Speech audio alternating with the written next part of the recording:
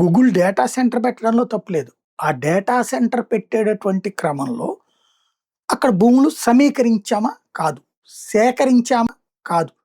భూ సేకరణే జరిగిందక్కడ. సే సేకరణ వేరు, సమీకరణ వేరు.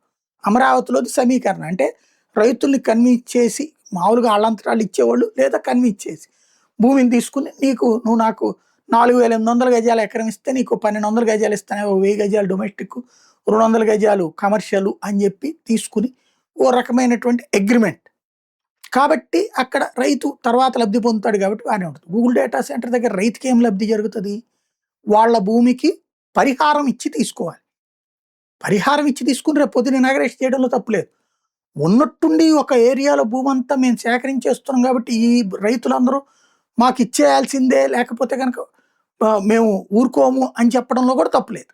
డబ్బులు ప్రభుత్వం ఇస్తే అది తక్కువ వచ్చింది, ఎక్కువ వచ్చింది, రేపు కోర్టుకు వేసుకుంటారు, అది ప్రాబ్లం లేదు. కానీ కొంత డబ్బులు వాళ్ళ చేతికి ఇచ్చినట్టు.